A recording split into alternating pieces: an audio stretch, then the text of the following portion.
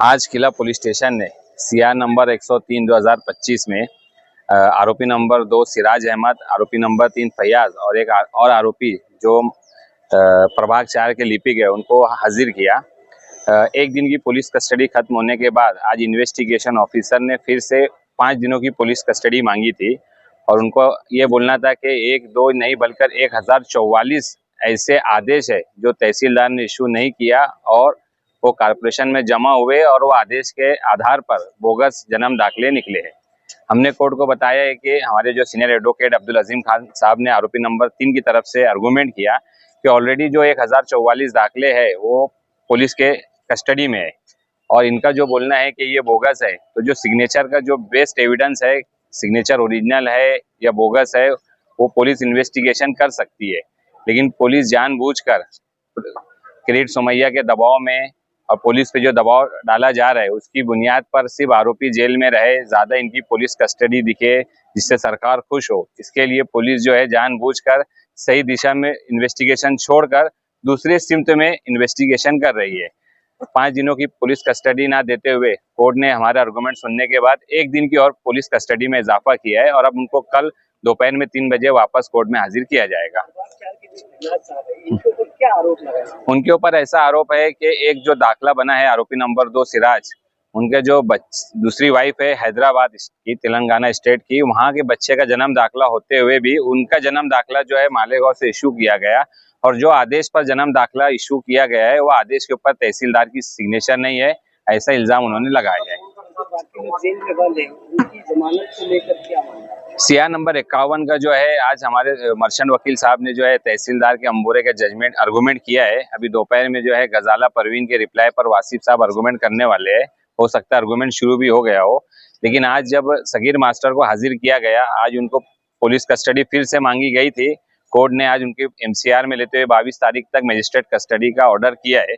उस वक्त सरकारी वकील शिशिर हीरे की तरफ से कहा गया है कि जो भी वकील इसमें रिप्लाई दे रहे हैं आरोप डिफेंस की तरफ से, उनका रिप्लाई होने के बाद मैं लॉ पॉइंट के ऊपर आधा घंटा बोलना चाहूंगा, ऐसा उन्होंने कोर्ट से रिक्वेस्ट की है। माइनॉरिटी डिफेंस कमेटी की तरफ से हम कानूनी तौर पे भी और जमहूरी तौर पे भी जन्म दाखिले के मामले में नज़र रखे हुए हैं। आप देख रहे होंगे कि मामूली गलती फैयाज अहमद जो है, ये SIT जिस वक्त बनी, आज 10 जुलाई को मुकम्मल 6 महीना हो गया। इस वक्त तक SIT में इनसे काम लिया गया और सब कुछ हो जाने के बाद उनको ही आरोपी कर दिया गया। जो असेंबली हॉल में बड़ी मछली और छोटी मछली के मामले में स्कूलों की बात बोलते हैं कि बड़ी मछली स्कूलों में कौन है, इस शहर के मुसलमानों का वहाँ पर गलबा है। अगर यही सवाल जन्म दाखिले के मामले में बड़ी मछली और छोटी मछली की बात वहाँ बोली गई होती कि बड़ी मछली क्यों नहीं, हेल्थ ऑफिसर क्यों नहीं, कमिश्नर क्यों नहीं, इन लोगों पर इल्ज़ाम लगाया क्यों नहीं जा रहा है। लेकिन माइनॉरिटी डिफेंस कमेटी हॉल में, असेंबली हॉल में तो नहीं बोल सकती क्योंकि उनका नुमाइंदा नहीं है वहाँ पर, लेकिन 14 जुलाई बरोज़ पीर को एडिशनल SP ऑफिस के बाद जो ज़बरदस्त धरना होने वाला है, उसमें हम ये ज़रूर बोलेंगे कि गरीबों पर ही हाथ क्यों डाला जा रहा है। जो लोग बड़े ओहदों पर हैं, जिनकी पहली जिम्मेदारी थी, उनसे पूछताछ क्यों नहीं हो रही है, ये सवाल हमारे सामने खड़ा है। और हम अगर वहाँ असेंबली हॉल में नहीं बोल सकते तो रोड पर तो हम बोल सकते हैं और रोड पर बोलेंगे। अस्सलाम वालेकुम। मैं आज जहाँ पर खड़ा हूँ स्कूल नंबर 73 सलाम चाचा रोड, यहाँ पर हमारे बच्चे तालीम हासिल करने आते। यहाँ की मैं जब आके देखा, यहाँ की वो परिस्थिति है कि हमारे बच्चे तालीम नहीं हासिल करने आते, तकलीफ लेने आते। यहाँ पर कोई निजाम नहीं बच्चों को बैठने के लिए है, ना बरसात के अंदर ये स्लिपों से पानी आता है तो बच्चे अपने सर के ऊपर पन्नी पहन के स्कूल में तालीम हासिल कर रहे। ये प्राइमरी स्कूल नंबर 73 के हाल है। मालेगांव की प्रशासन की नज़र तालीम के ऊपर नहीं है, मालेगांव की लीडर की नज़र तालीम के ऊपर नहीं है।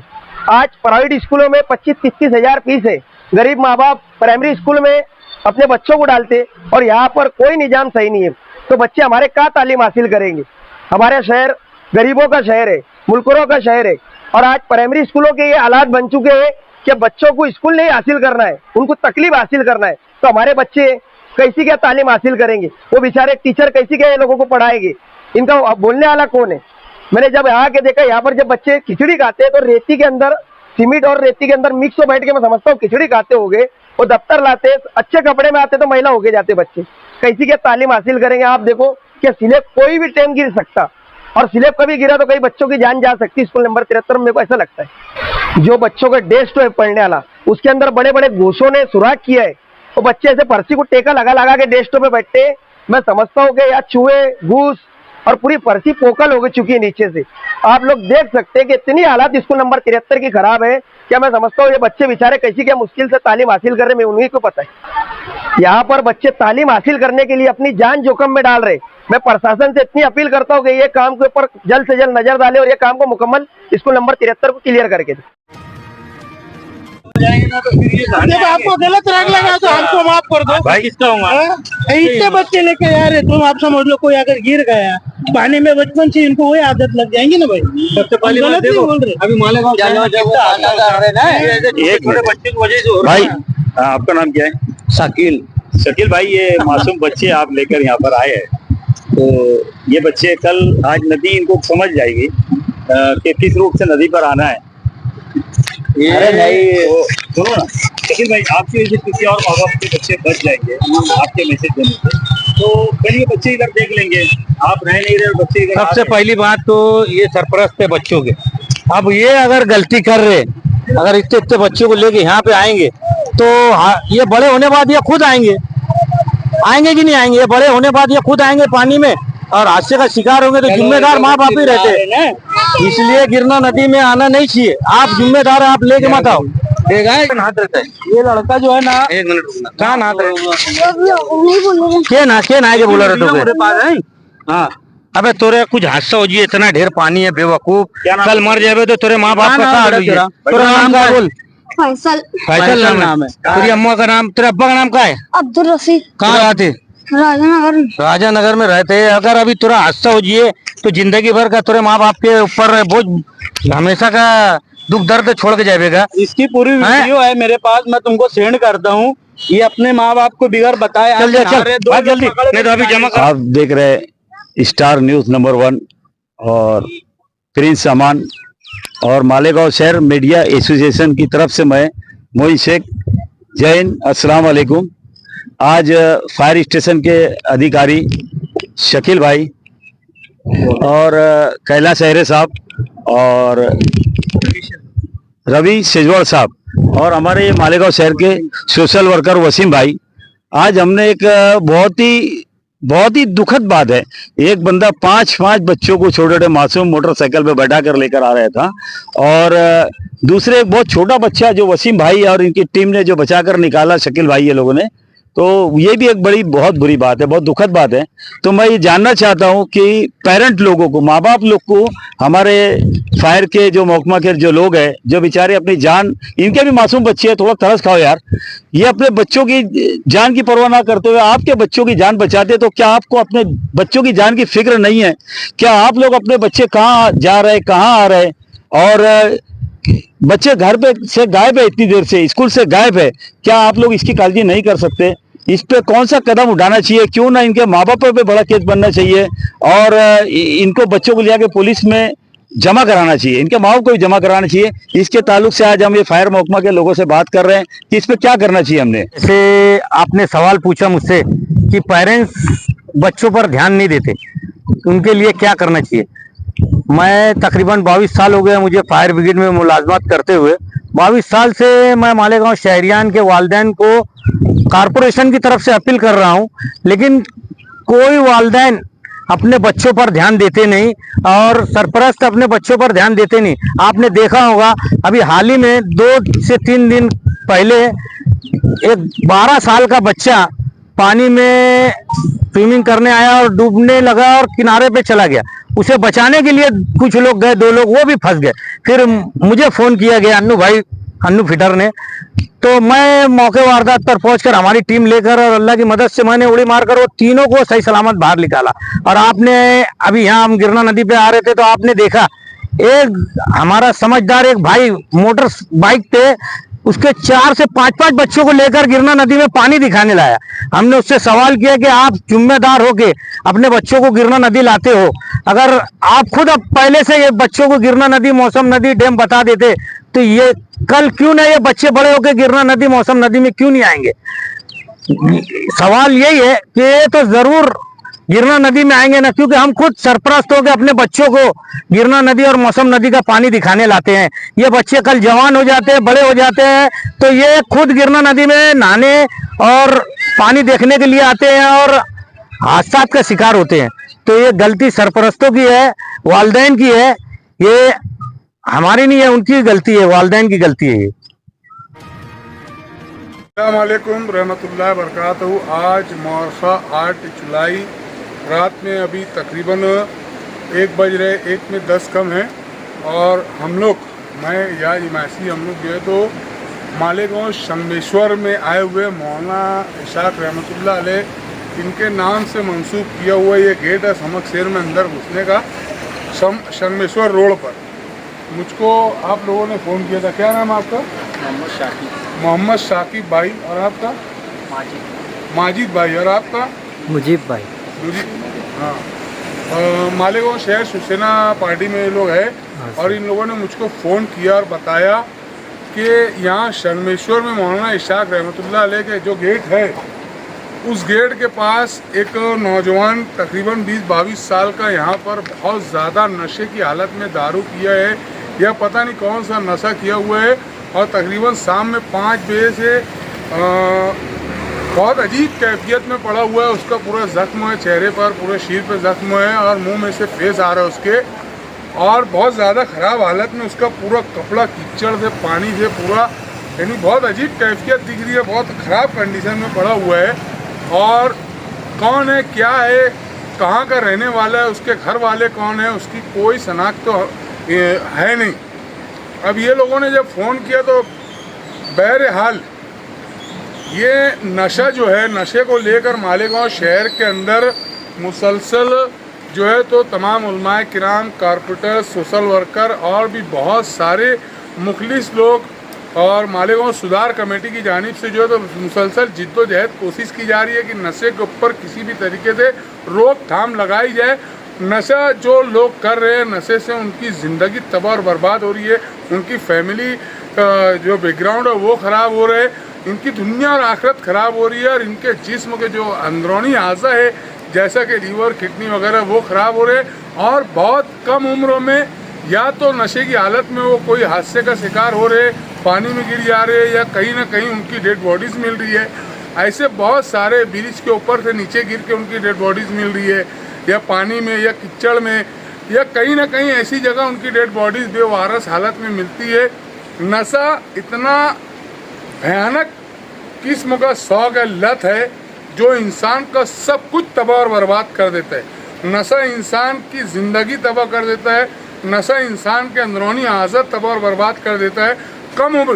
कम उम्री में नशा जो है तो इंसान की जान ले लेता है और इतना ही नहीं, नशा एक ख़ानदान को बर्बाद कर देता है, उसकी इज़्ज़त, उसका वक़ार, उसका किरदार, उस ख़ानदान के जो पूरे परिवार वालों का जो एक वक़ार होता है, किरदार होता है, जो एक इज़्ज़त होती है, वो मल्ले मिट कर देता है। नशा हम लोगों के लिए इंतहाई ख़तरनाक और इंतहाई ऐसा जहर है जिसका इलाज कहीं नहीं है।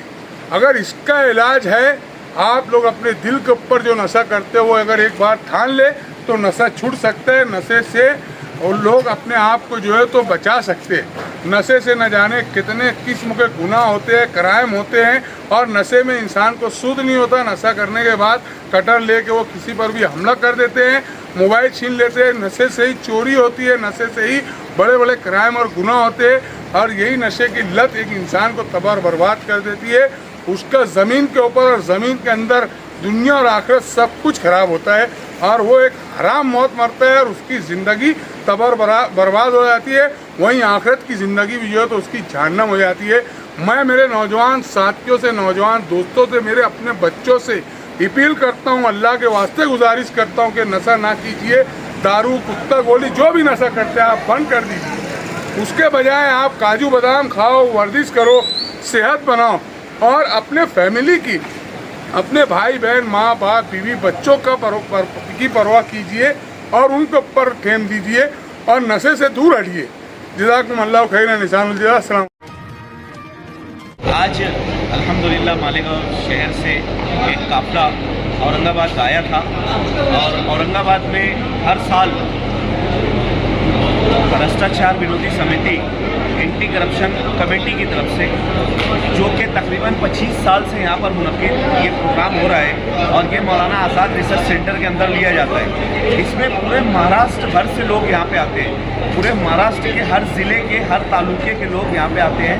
तकरीबन अभी 1200 से 1500 लोग यहाँ पर मौजूद थे और उसके अंदर जो कमेटी में अच्छा काम करता है, जैसे कि हर समाज के ऊपर, जैसे हर फील्ड के ऊपर जो काम करता है, आईटीयू डिपार्टमेंट के अंदर बोलो, राशन दुकान के ऊपर बोलो, हॉस्पिटलों में बोलो, आईटीयू ऑफिस में बोलो या कलेक्टर ऑफिस में बोलो, कॉरपोरेशन में बोलो, जितनी भी सरकारी दरबारी ऑफिसेस होती हैं, उसके अंदर जो हमारे भ्रष्टाचार विरोधी समिति के कार्यकर्ता जो काम करते हैं, उनको यहाँ पर सम्मानित किया जाता है, उनको एक अवार्ड दिया जाता है कि तुमने इस साल अच्छा काम किया। तो ऐसे इस साल जो निकले थे वो तकरीबन 100 लोग निकले थे और 100 लोगों को यहाँ पर बुलाकर, पूरे महाराष्ट्र भर से बुलाकर उनको यहाँ पर सत्कार उनका किया गया, उनको ट्रॉफी वगैरह दी गई। और यहाँ पर जो मेहमान खुसूसी थे वो औरंगाबाद ज़िले के जो आईटीयू डिपार्टमेंट के ऑफिसर थे वो मौजूद थे। उसके अलावा घाटी हॉस्पिटल के जो डॉक्टर सुक्रे थे, जो डीन जिनको कहा जाता है, वो मौजूद थे। उनके अलावा हमारे राष्ट्रीय भ्रष्टाचार समिति के जो अध्यक्ष है सैयद साबिर साहब, वो मौजूद थे। उसके अलावा हमारे मतलब औरंगाबाद ज़िले के जो एसपी साहब थे वो मौजूद थे और पुलिस डिपार्टमेंट के कुछ लोगों को यहाँ पर ट्रॉफी वगैरह, सर्टिफिकेट वगैरह ईमानदारी के पे जो काम करता है उनको दिया गया। और उसके अलावा हमारे भ्रष्टाचार विरोधी समिति के जितने भी पदाधिकारी थे, जैसे कि मैं राष्ट्रीय उपाध्यक्ष हूँ, लेकिन मैं अभी तक इसको जाहिर नहीं करता मालेगांव में, लेकिन यहाँ पर अगर प्रोग्रामात होते हैं तो हमको मौजूद रहना पड़ता है। तो उसके अलावा हमारे जितने भी कमेटी के जिम्मेदारान थे, पूरे ऑल इंडिया लेवल के भी, और उसके अलावा पूरे महाराष्ट्र ज़िले के लोग, पूरे महाराष्ट्र की कमेटी के लोग सभी यहाँ पर मौजूद थे। उनकी मौजूदगी के अंदर हमारी मालेगांव कमेटी जो थी वो डिज़ोल्व कर दी गई। मालेगांव कमेटी में जो हमारे अरबाज खान थे वो शहर अध्यक्ष थे, उनके काम को देखते हुए अब उनको ज़िले की जिम्मेदारी दी गई है। उनकी जगह उनके बाद हमारे एक फरीद शाह साहब है, इनको तालुका अध्यक्ष बनाया गया है। और इसके अलावा मौलाना आबिद जो हमारे मालेगांव शहर के काफ़ी अच्छे, मतलब ये पत्रकार भी है और सोशल वर्कर भी है, काफ़ी अच्छा लेख भी है, लिखते हैं। तो इनको देखते हुए अभी इनको जिम्मेदारी मालेगांव शहर अध्यक्ष की दी गई है। जो ये उनका लेटर है, ये लेटर के ऊपर उनको मालेगांव शहर की जिम्मेदारी दी गई है। अल्हम्दुलिल्लाह अगर इन्होंने काम किया तो इनको भी ज़िला लेवल की बॉडी पे लिया जाएगा। ऐसे ही धीरे धीरे मैं भी एक छोटा सा कार्यकर्ता था मालेगांव के अंदर, लेकिन काम की बुनियाद पर अल्हम्दुलिल्लाह सुम्मा अल्हम्दुलिल्लाह मैंने इतने ज़्यादा काम किया और मेरे काम को देखते हुए हमारी जो कमेटी है जो ऑल इंडिया लेवल पे काम करती है, इन्होंने कमेटी की जिम्मेदारी को, कमेटी को बैठाकर मुझे पूरी ऑल इंडिया का नायब सदर बनाया हुआ है। तो ये हमारे लिए, हमारे शहर के लिए बड़ी बात है। तो अब हम लोग सब मिल के, जैसे कि मालेगांव शहर से हमारे एजाज खाटिक साहब हो गए, सैयद आशिक अली साहब हो गए, उसके अलावा हमारे डॉक्टर साहब हो गए और भी जो हमारे मालेगांव की पूरी टीम आई है, ये टीम के साथ और हमारे फरीद शाह साहब हो गए, हमारे शहबाज भाई हो गए और अरबाज भाई हो गए, मौलाना आबिद हो गए, उज़ैर भाई हो गए, ये जितनी भी हमारी टीम मालेगांव से तकरीबन हम लोग 40 से 45 लोग यहाँ पे आए हुए हैं। तो अब हम इंशाल्लाह कोशिश करेंगे कि भ्रष्टाचार को हमको खत्म करना है और हमारे देश से ये नौसद को निकालना है। तो इंशाल्लाह हम लोग मिलकर अब इसके ऊपर काम करेंगे, भ्रष्टाचार को खत्म करने की कोशिश करेंगे। शुक्रिया, अस्सलाम वालेकुम।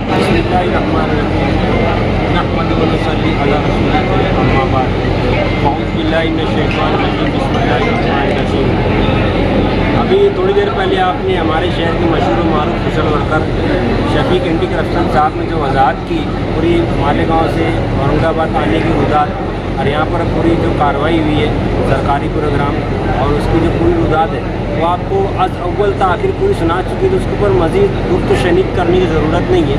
बस मैं इतना कहना चाहूँगा कि शफीक भाई ने जिस तरीके से मुझे मालेगांव अध्यक्ष का भ्रष्टाचार विरोधी समिति एंड एंटी करप्शन का उदा से सम्मानित किया है और उनके जो राष्ट्रीय अध्यक्ष है सैयद साबिर साहब, तो इनके मुझे लाज रखने की और इनकी उम्मीदों पर खरा उतरने की अल्लाह पाक मुझे तौफीक अता फरमाए और गरीबों को और भ्रष्टाचार जो लोग करते हैं और जो लोग काला बाजारी करते हैं ऐसे लोगों का पर्दाफाश करने की अल्लाह पाक मुझे हिदायत फरमाए। असल में हम कुछ नहीं है, हम एक बहुत कमज़ोर इंसान हैं, मैं भी कमज़ोर हूँ, आप भी कमज़ोर, हम सब कमज़ोर हैं और हर किसी के अंदर थोड़ी बहुत सलाहियत होती है, लेकिन असल हिदायत देने वाली ज़ात अल्लाह पाक की है। तो इंसान के अंदर तड़प आनी चाहिए और दुआ भी जब मांगने की तो वो भी एक कुदरती तड़प होती है, तो मगर वो भी बंदे के तलब के ऊपर है। हदीस शरीफ में आता है कि जिसके अंदर तलब ना हो तो अल्लाह पाक भी उसको नवाजते नहीं है। तो इंसान के अंदर पहले तलब आनी चाहिए। तो इंशाअल्लाह अल्लाह की जात से उम्मीद ये है कि हमारे नौजवानों के अंदर वो तलब आनी चाहिए कि जिस तरीके से बुराई कर इख्तियार करके बुराइयों को इख्तियार करके इसी तरीके से बुराई को ख़त्म करने की तलब उनके अंदर आ जाए। तो इंशाअल्लाह हम हमारे आपसी जो भी निजी इख्तिलाफ़ात उनको बालाए ताक रखते हुए एक प्लेटफार्म पर जमा होकर गलत और भ्रष्टाचार के खिलाफ खड़े होकर इंशाअल्लाह आगे तक हम काम करेंगे। ऐसी मैं सबों लोग से उम्मीद करता हूँ और अल्लाह पाक मुझे भी ऐसी हिदायत नसीब फरमाए और इसे कबूल फरमाए।